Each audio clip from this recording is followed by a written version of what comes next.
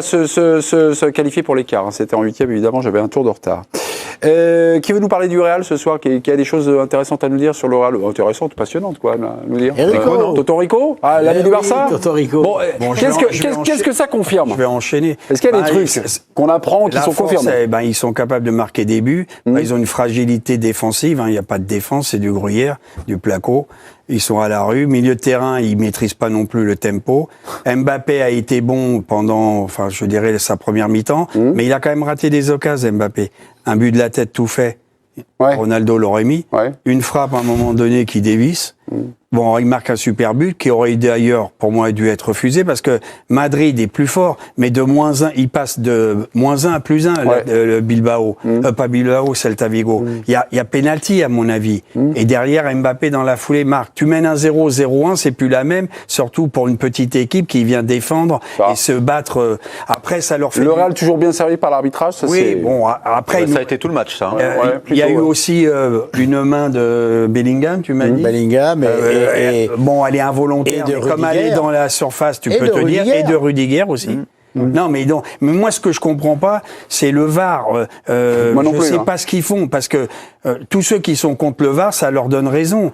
L'arbitre va pas voir les images, donc on lui certifie en haut qu'il n'y a pas faute, donc il veut pas contester la décision de ses acolytes. Mais enfin, il y a plein d'erreurs. Après, tant mieux pour le Real, ils avaient pris une manita, ils en ont mis une, mais ça leur fait du bien. On a quand même juste, moi, ce qui m'inquiète un peu de la part du Real, même s'ils ont gagné 5-2, et on l'a vu aussi en finale de la Super Coupe d'Espagne, c'est qu'effectivement, comme tu le dis, défensivement, ça manque de sérénité, mais surtout, moi, ce qui m'inquiète, c'est que je vois le nombre d'erreurs individuelles. Là, on voit Camavinga qui se trompe.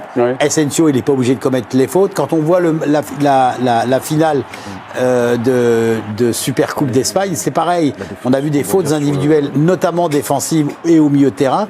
Donc ça, je trouve ça assez inquiétant pour le Real. Maintenant, offensivement, il n'y a aucun souci. Et je trouve que quand même Eric est un peu sévère avec Mbappé, qu'on retrouve. Il y a des sensations athlétiques qu'on sent qu'il n'avait plus il y a un mois. On sent ses accélérations, elles sont bonnes, son orientation et de son corps, et de son jeu, elle est très intéressante. Il en a dans le short, comme on dit dans le jargon. Il y a un vrai change bébé. Il y a un vrai changement. On peut imaginer non, mais il y a des choses très positives. Je suis d'accord avec toi, il en a sous le capot, il va plus vite, c'est un autre homme depuis 1 mois et demi. Mais moi, je trouve qu'il a un déficit dans l'efficacité. Ça va remonter. Oui, mais ça va. Non, mais ça reviendra. Moi, je retiens. Il en a toujours eu. Vous verrez en Ligue des Champions. Il en a toujours eu. Là, il joue quand même Sturm Graz et après, ils vont à Brest. Bon, c'est Salzbourg. Salzbourg, les Autrichiens. Ouais, Salzbourg. Bon, ils sont pratiquement éliminés, ça vaut rien. On va en prendre 4-5. Mais là, ils vont se refaire la bobine, quoi. Tant mieux pour eux, tu vois. Parce que là, Ancelotti en avait besoin. Imagine une élimination penalty, voire 2-1 à la fin du match. Là, c'est la crise. Ancelotti, demain matin, il est au bar tabac, il boit son café avec ses croissants, mais il n'entraîne plus. Il y a le feu. Le président, vous avez noté quoi, sur Mbappé, je suis plutôt de l'avis d'Olivier. Je trouve qu'il a des jambes phénoménales. Il a retrouvé ce coup de rein, cette accélération. Ça se voit dans les passements de jambes, dans ce qu'il tente et tout ça. Je trouve qu'il y a une métamorphose depuis 1 mois et demi. J'espère pour lui que ça va continuer. Sur le deuxième point... juste sur Mbappé, on en est où là, dans la progression là? Il peut encore mieux faire là? Ou non là, moi, je trouve qu'il est bien revenu quand même. Là, il est... Non, mais 15e but de la saison quand même. 16 même.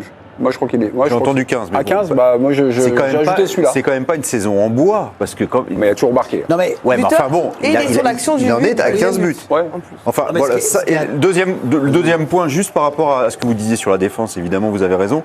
Et il n'y a qu'à regarder ce qui se passe en ce moment sur le marché des transferts autour du Real Madrid, où on annonce quand même l'arrivée d'Alexandre Arnold de Liverpool au poste d'arrière droit pour succéder à Carvajal. Ouais, enfin, Liverpool ne veulent pas les libérer. Oui, mais enfin bon, il y a quand même un forcing du Real pour changer les 3/4 de la défense. Il est question d'Alphonso Davies au poste d'arrière gauche. L'an prochain.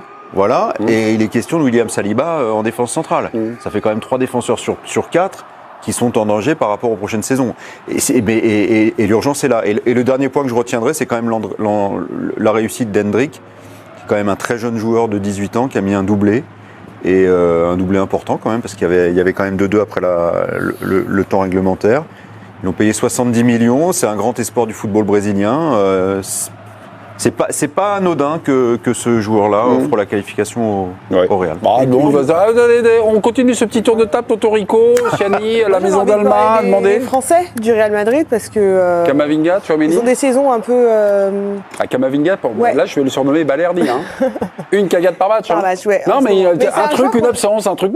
C'est un joueur qu'on adore, qui est pétri de talent, mais effectivement, il a des absences qui sont préjudiciables en plus pour son équipe. Donc, il va falloir régler ce souci-là.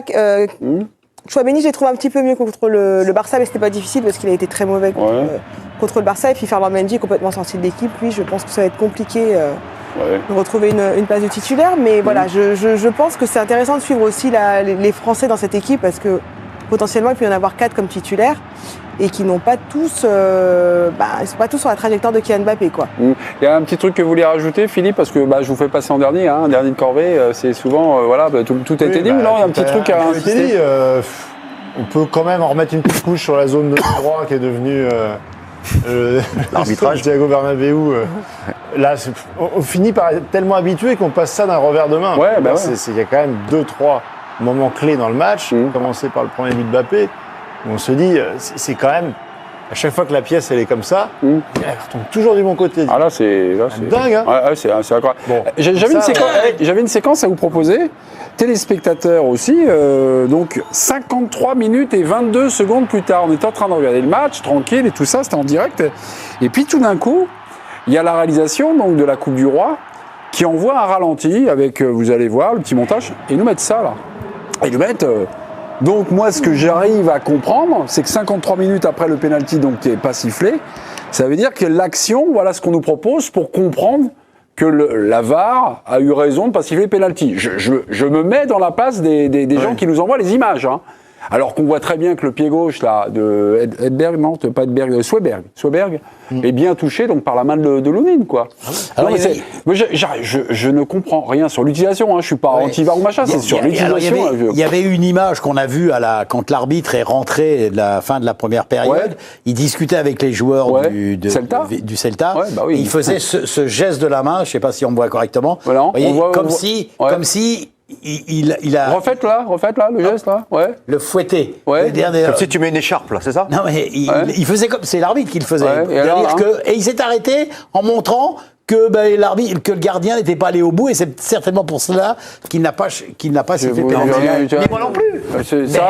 Il a fait ça donc il n'y a pas pénalty. Parce qu'on le voit bien sur l'image arrêtée quand même. On voit bien que la main elle est sur il touche pas le ballon, il touche pas rien. Il y a aucune ambiguïté. Bien sûr. Et moi je veux rien dire, mais tu sais sur Mbappé je vous rejoins la truc, mais le gardien, tu as vu, il est au premier poteau, il doit jamais le prendre. Il anticipe. Non, mais elle va vite. Elle va super vite. Oui, mais au premier poteau, ça ne peut pas passer. Il peut éventuellement au deuxième, mais pas au premier. Tu as vu où il la met? Il la met entre les bras, elle va à 2000. À 2000, mais est-ce que tu as vu? Il s'affaisse un peu. Le gardien, il est à genoux, il est en train de prier. Non, mais peut-être que Neuer la prend pas, mais t'as 9 gardiens sur 10 qui la prennent. Le gardien, il est à genoux. Vous avez vu au premier poteau? Enfin, c'est pas grave. Bon, juste un truc, on a noté 2-3 petits trucs. Le Real, c'est le Real. Ils ont des objectifs super élevés. Ils visent évidemment la Ligue des Champions, une victoire en Liga, peut-être aussi la Coupe du Roi. Là, par rapport à ce qu'on a vu ce soir, Eric avait conclu son excellent monologue en disant non, mais là, c'est vous à l'amnésie, c'est le Celta. Dans une semaine, on aura oublié tout ça. Est-ce que là, ce qui se passe ce soir, c'est des répétitions? Il y a trop d'avertissements pour dire que le Real, ça va pas passer cette année. En fait. On est quand même bientôt fin janvier. Il y a quand même 15, 16. Super de matchs. 17. Et si on doit retenir des bons matchs du Real, on en a combien? On a l'Atalanta. Ils ont vraiment été chercher quelque chose. Mais à part ce match-là, moi, j'en vois peu. J'en vois peu. Mais tu sais très bien que ça se décide toujours chez eux entre mars et avril. On est d'accord, mais tu as quand même... Parce qu'il y a des signaux, des trucs, plus que les indices, quoi. Il y a Mbappé comme signal, quand même. Où il y avait une assise, où il y avait des certitudes, où il y avait des joueurs où on savait qu'ils allaient se réveiller à un moment ou à un autre. Là, tu as quand même énormément d'interrogations. Et tous les noms que tu as cités, et toute cette frénésie sur toute la défense à refaire, c'est pas rien. On sent quand même une année de transition. Non, ce feuilleton du Real, évidemment, on vous en reparlera. Le Dakar, 11e étape, on attendait une étape décisive, un petit peu le niveau de ce Real saison 2024-2025. Pour l'heure, le petit rappel des faits avec le commissaire Saint-Silly, le match, le résumé et tout ça. Virginie, bonjour. Bonsoir, mais accrochez-vous. Kylian Mbappé va marquer le premier après 7 actions. Le plongeon du gardien madrilène Andriy Lunin dans les pieds de Swedberg, devant les 6 mètres. Derrière, le ballon n'est pas sorti. Lucas Vazquez le récupère et relance sur Ceballos. Le milieu de terrain va trouver l'attaquant français à gauche. Là, c'est l'accélération. Mbappé qui va ensuite provoquer Rodriguez avec des passements de jambes et puis qui réussit à tromper le gardien en angle très fermé. Alors évidemment, le Celta Vigo conteste à ce moment-là et demande à l'arbitre de revisionner les images. Donc on revoit l'action, sauf qu'aucune faute ne sera sifflée, donc le but est validé. 10 minutes après, le break est fait et tout part de lui encore, Kylian Mbappé. Il lance Diaz dans l'axe, qui sert Vinicius à l'entrée de la surface. Et premier but du Brésilien en Coupe du Roi cette saison. 14 au total, toutes compétitions confondues. L'écart est réduit à la 83e ensuite. Ce sera sur une boulette d'Eduardo Camavinga. La mauvaise passe est récupérée par Duran pour Jobamba. L'ancien Lillois ne tremble pas et trompe facilement le gardien. L'ancien Lillois qui obtient ensuite un penalty à la 90e. Regardez, il est bousculé par Asensio. Derrière, c'est transformé par Marcos Alonso pour arracher la prolongation. Hendrick va tout débloquer à la 107e. Il est servi dos au but par Arda Güler. Le contrôle, le pivot et la frappe puissante pour permettre au Real de se qualifier virtuellement. Cerise sur le gâteau, le bijou de Valverde quelques minutes plus tard. C'est sublime. Contrôle, frappe de l'extérieur du droit sur un ballon donné par Aurélien Tchouaméni. Là, le Celta ne répond plus. Non. La défense vole en éclats. Hendrick en remet une couche. Le doublé pour lui. Et ça fait 5-2 pour le Real. Bon, Real qualifié pour les 8e. Tirage au sort ou sur tous les matchs des 8e, ce sera début février, 4 et 5 février de mémoire. Bon, les amis, qui veut nous parler du Real?